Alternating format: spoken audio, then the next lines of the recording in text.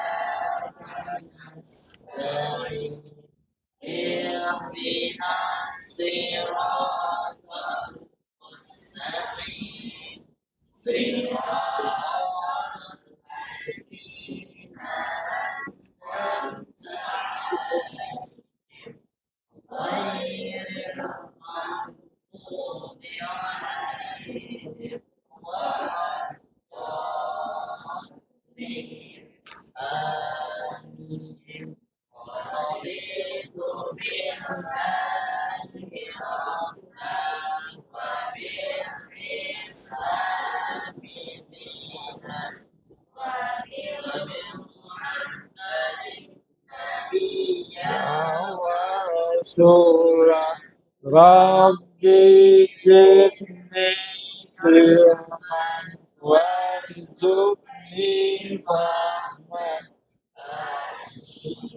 Beri salam. Assalamualaikum warahmatullahi wabarakatuh. Ya, Waalaikumsalam warahmatullahi wabarakatuh. Ya, sebelumnya Bapak absen dulu ya.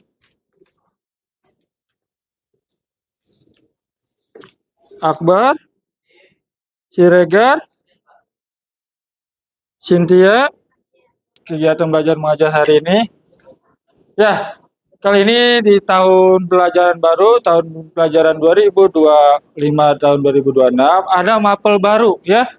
Namanya mapel ini, KKA, Coding Kecerdasan Artifisial. Nah, mapel KKA ini cetusan atau gagasan dari wakil presiden kita. Wakil presiden kita siapa? Gibran Rakabuming. Ini dia. Jadi mulai tahun ini sudah diwajibkan dari SD, SMP, SMK ya, sudah diwajibkan belajar ini KKA. Malahan dari SMP itu dari kelas 7, 8, 9. Cuman kalau kelas SMK udah diwajibkan hanya kelas 10. Pak, apa sih KKA ini? Kita belajar tentang kecerdasan artifisial ya, belajar coding. Kita nanti belajar coding. Nah, kita lanjut.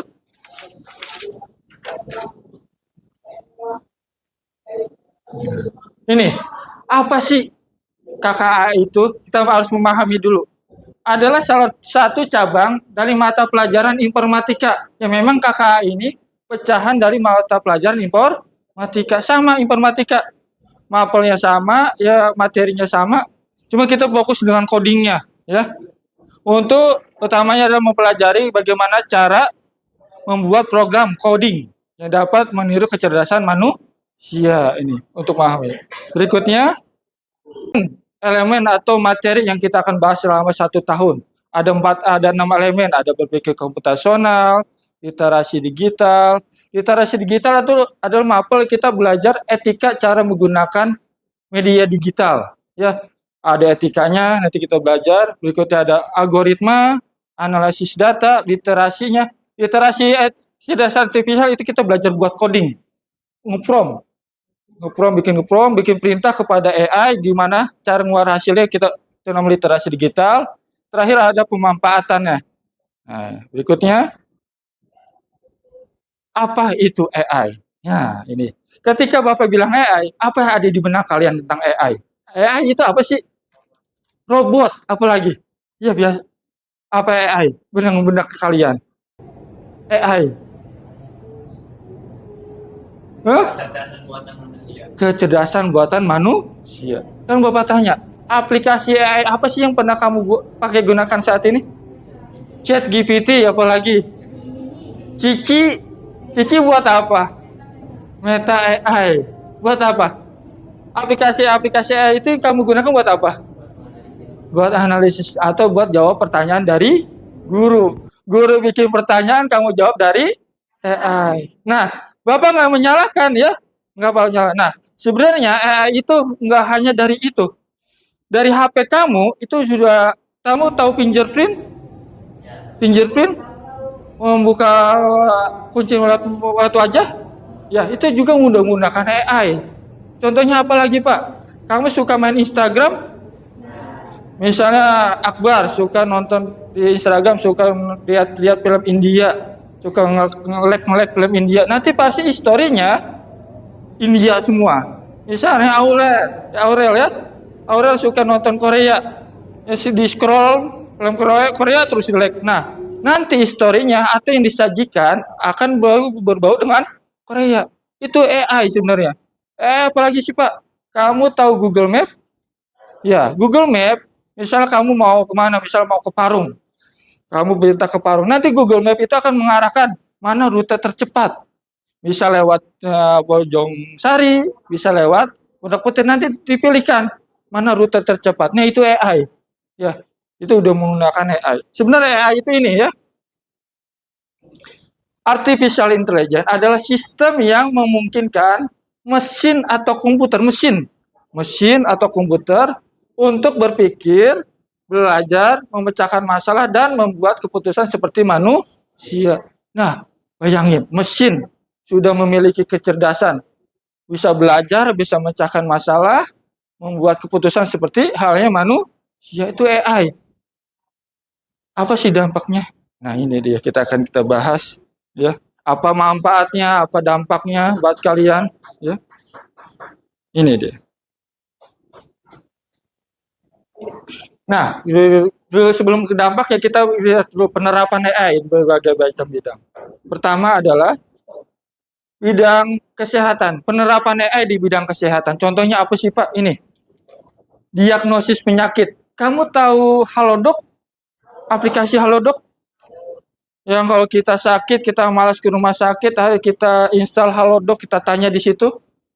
Pasti ditanya, kamu sakit apa? Ya, kamu jawab, kepala saya pusing, mata saya merah. Ya, penyakit apa? Itu sebenarnya bukan dokter. Itu chatbot, yang jawab adalah mesin. Ya, itu menggunakan AI. Jadi dokter, untuk diagnosis penyakit pertama kali, dia kadang-kadang dokter itu menggunakan AI. Ya, operasi juga kadang menggunakan AI, bidang kesehatan nih.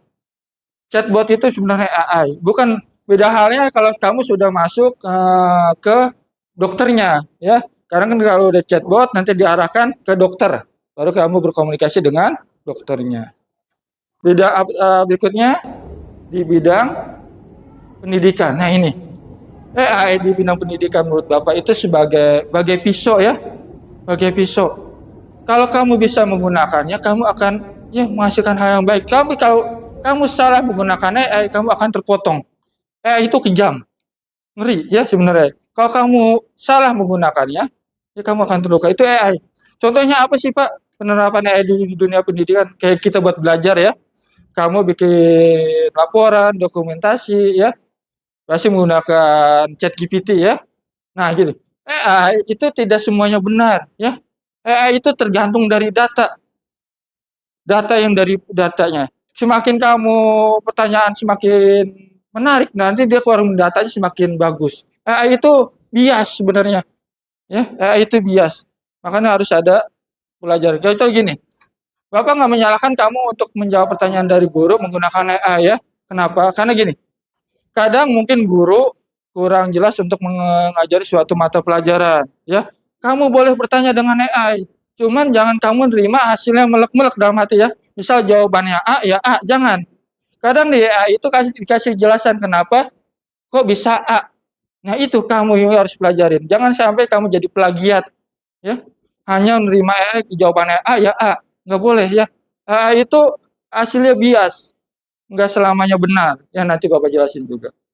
Berikutnya di bidang transportasi. Nah, AI sudah masuk di bidang transportasi. Kamu tahu mobil listrik?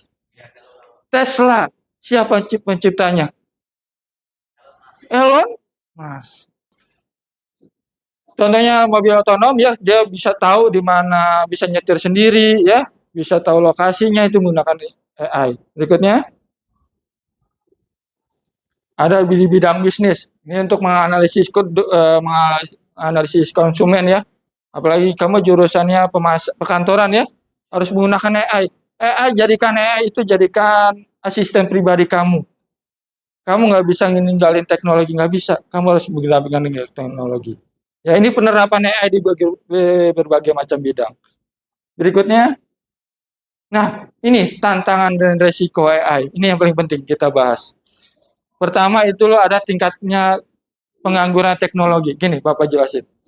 Sekarang ini sedang ada proyek mega besar di Amerika Serikat, anggarannya itu hampir 500 M. Pak, dia tentang apa? Dia bikin suatu tempat nih, tempat itu Bapak baca itu di Texas, dia bikin tempat di mana pusat data. Di sana ada hanya mesin-mesin pintar yang dilatih untuk AI. Ini kemungkinan berapa tahun kemudian bukan ini mungkin kemudian hanya ada robot ya. Di Amerika Serikat yang sedang dikembangkan itu. Anggaran hampir 500 miliar US dollar ya. Itu yang bekerja siapa? Amerika dengan Cina sedang mega proyek ya. Di sana ada luas banget. Di situ dipikir tanam komputer-komputer canggih. Nanti dia akan belajar menganalisa data. Karena AI itu bekerja dari data ya. Nah, apa sih Pak dampaknya buat kita? Gini. Nah, dampaknya buat kita. Kamu sekolah lulus pasti ingin kerja ya. Kalau sekarang mungkin ya kalau zaman dulu sekarang ya, kamu lulus kerja yang menjadi saingan kamu mungkin dari sekolah lain, dari sekolah-sekolah. Mungkin tahun berapa tahun ke depan saingan kamu tuh bukan hanya dari sekolah lain ya. Saingan kamu itu mungkin udah dari mesin, teknologi karena banyak pengangguran dari ini. Banyak pengangguran dari AI. Berikutnya keamanan data. Nah, ini AI semakin canggihnya AI, keamanan data juga semakin rentan. Bahkan kalau kamu menggunakan AI, jangan terlalu ekspos dengan data pribadi kamu. Karena AI gini, cara kerja AI mengambil data, ya, data yang kamu masukkan dia akan tersimpan di sana. Nanti orang yang akan bertanya nanti dikeluarin lagi, ya, itu AI. Makin datanya akurat, makin akurat. Maka jangan sampai data kamu terlalu ekspor di AI ya. Nah, ketiga, bias algoritma. Kenapa bias?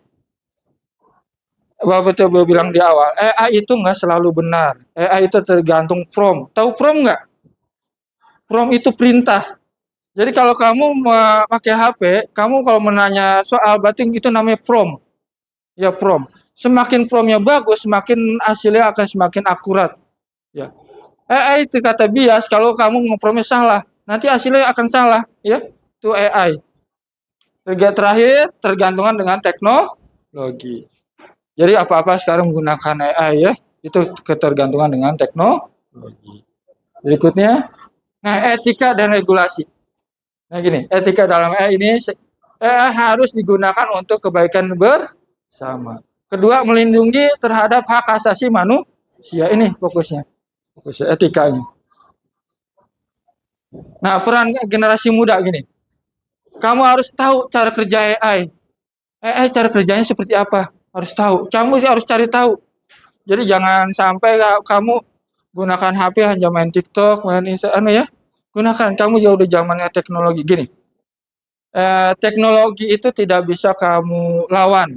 Ya, kamu tidak bisa melawan teknologi. Kalau kamu lawan teknologi, kamu akan ketabrak. Gimana Pak cara? Kamu tunggangin teknologi. Jadikan teknologi menjadi asisten pribadi kamu. Bisa membantu kamu untuk belajar bisa. Misal kamu kurang di mata pelajaran matematika. Kamu tanya AI. Saya kurang di mata pelajaran matematika. Tolong buatkan schedule pelajaran matematika. Nanti dibuatkan schedule-nya. Gunakan AI sebagai buat media pembelajaran ya.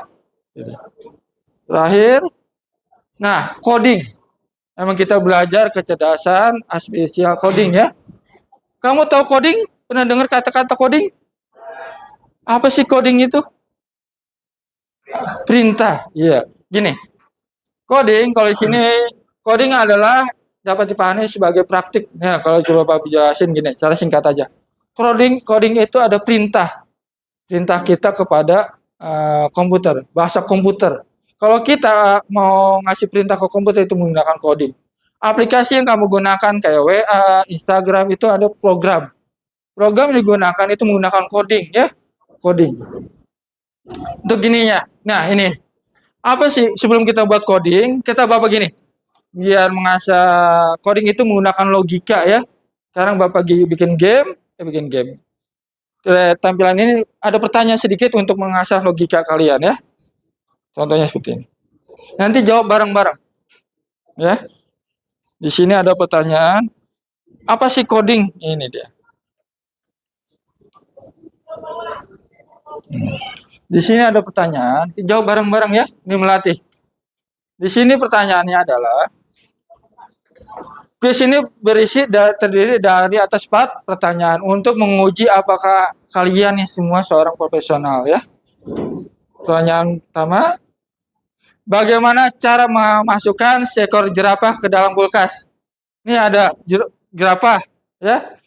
Bagaimana cara memasukkan jerapah ke dalam kulkas? Gimana caranya?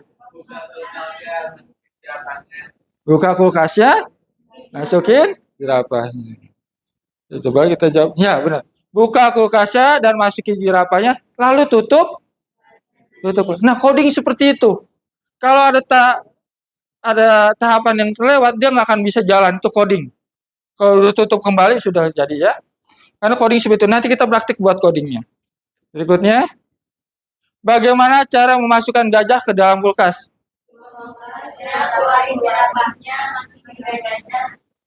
Ya, cerdas-cerdas semua nih ya. Ya amin ya Allah. Benar ya? Bagaimana cara masukkan gajah ke kulkas? Benar. Buka dulu kulkasnya. Keluarin dulu jerapahnya. Masukin gajahnya, tutup kembali. Nah itu coding. Coding menggunakan blok perintah. Kalau perintahnya satu salah, dia nggak akan bisa jalan. Ada tahapnya, harus masukin dulu ininya dulu. Harus ada tahap itu coding. Nanti kita praktek buat coding. Berikutnya, terakhir. Raja hutan ya sedang mengadakan pertemuan semua binatang hadir. Siapa yang kagak hadir? Gak? Kenapa gajah? Karena gajah di dalam. Ya cerdas-cerdas semua ini. Ya benar ya, karena gajah di dalam. Ya itu dia. Nah memang menurut penelitian nih 90% profesional itu tidak bisa menjawab. Justru anak playground. Tapi kamu udah bisa ini berarti luar biasa ya itu ya. Ini contoh penerapan coding. Ada lagi. Satu lagi. Ini ada kali tempatnya para buaya. Gimana kamu nyebrang? Nyebrang aja banget buayanya gitu. Ya benar ya. Oke, itu dia. Berenang aja. Kenapa berenang? Ya karena seluruh binatang sedang berkumpul di kecuali apa? Kenapa gajah? Masih di dalam kulkas. Itu coding. Oke. Sekarang ini udah Bapak kirim. Boleh kamu scan barcode. Atau kalau Bapak udah kirim dari WA, kamu buka linknya. Ya. Nanti tampilannya seperti ini.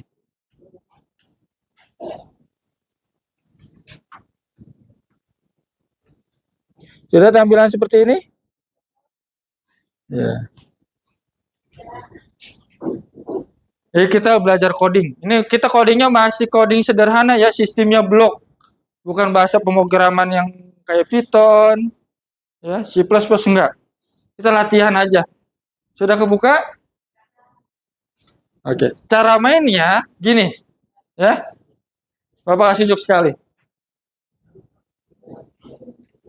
Ini game Bapak kasih buat anak Bapak ya. Anak Bapak kagak Bapak kasih main Roblox, main ini. Di sini logika kita pakai kitchen block. Ada lebah ingin makan bunga sama nektar. Gimana caranya? Bapak kasih cara satu ya. kasih perintah. Kasih perintah maju, taruh tempel sini maju. Ya. Nah, cara jalaninnya ini. Nah, itu baru satu langkah. Karena di sini ada berapa langkah? 1, 2, 3, 4, 5. Berarti ada berapa 5? Berapa? Berarti ada 5 ininya. 1, 2, 3. Ya. 3, 4, 5. Nah, kalau sudah kita jalanin, sudah sampai ke tempatnya, cuman apa perintah berikutnya? Ambil bunganya. Jadi kita pilih get bunganya. Nah, habis ambil bunganya kita ke atas. Ke atas. Kalau sudah ke atas baru ambil nektarnya. Nah, kalau sudah berhasil jalankan. Nah, ini dia. Ya. Ada yang berhasil, coba dipraktekin. Ada yang dapat level 10, nanti Bapak kasih uang. Ya, itu cara coding ya. Ada yang berhasil?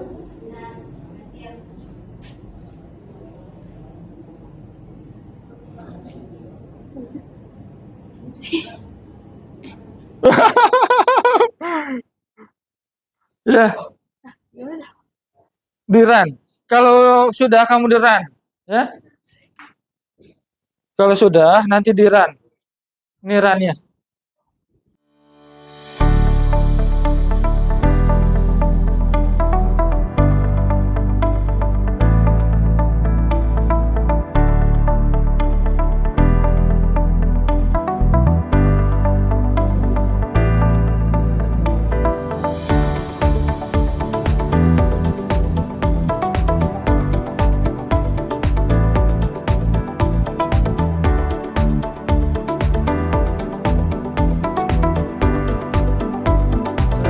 Oke.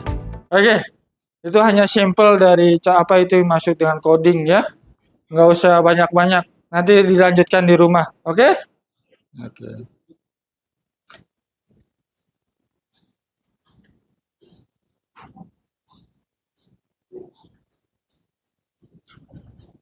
Oke, ya, kita sudah masih waktu akhir. Jadi kesimpulan hari ini adalah ini ya. Kesimpulan hari ini, apa itu AI? Kecerdasan buatan merupakan teknologi yang membawa perubahan besar di berbagai macam bidang.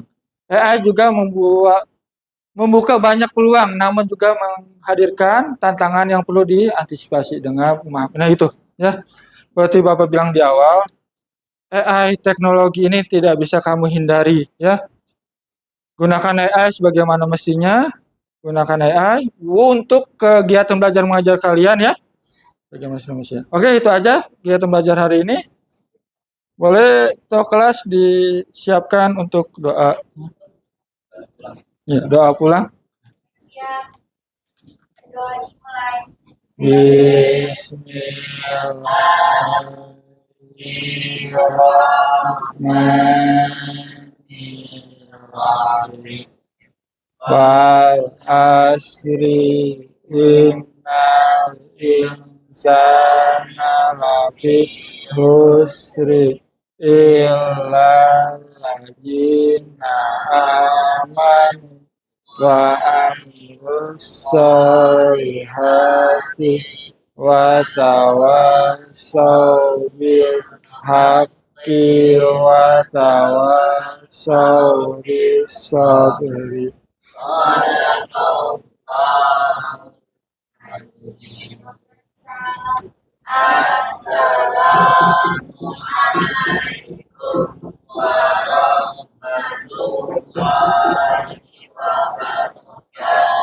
Waalaikumsalam warahmatullahi wabarakatuh. Terima kasih ya, boleh kembali ke kelasnya masing-masing.